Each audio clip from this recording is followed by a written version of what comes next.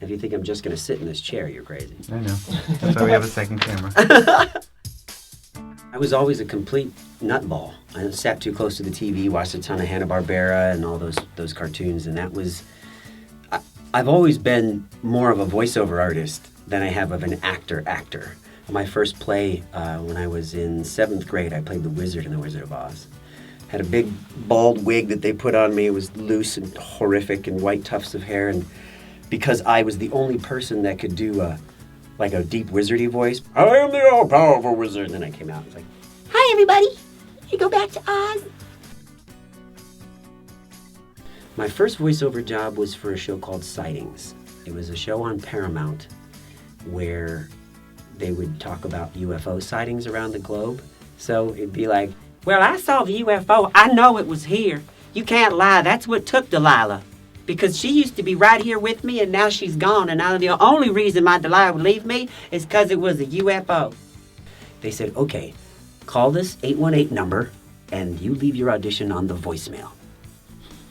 I was like, okay, I guess this must be how it works. So then I leave the message. I saw this UFO, and it was in the sky, and it terrified me, and all this stuff, whatever. And a little while later, they called me back, and they said, okay, you booked the job. They liked what you did on the voicemail.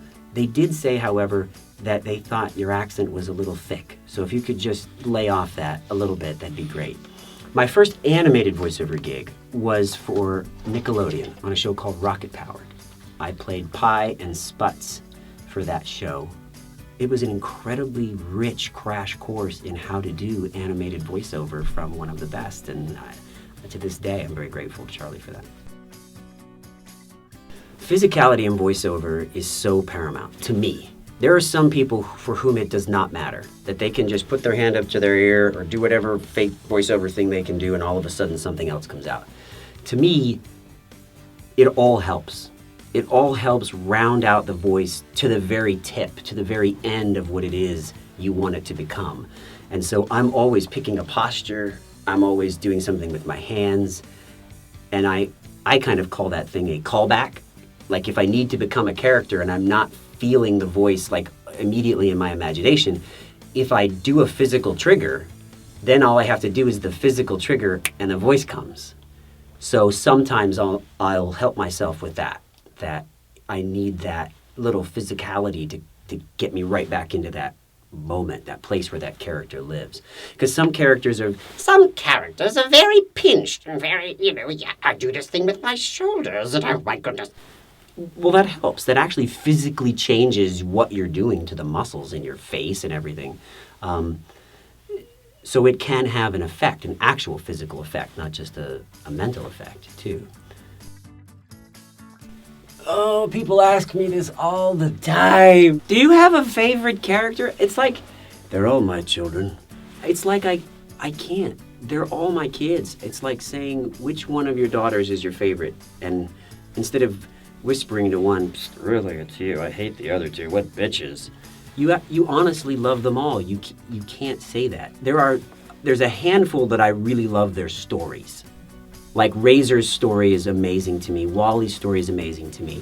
I mean, even Lux on Clone Wars, I have this habit of playing characters who just don't get the girl, of whatever reason that is. Like a romantic character who comes so close to love and it's not allowed to happen. I don't know what it is that I'm putting out there that says, yeah, he'd be right for that. He'd be right for Broken Heart. Let's do that for him. But apparently it is, and it happens. I get to play a lot of really interesting voices in games, though. I mean, I've played rats, I've played snakes, and they're all so fun to inhabit. You like? Great. Yeah, you like that? Okay, I think they like that. I think it's fabulous. Great.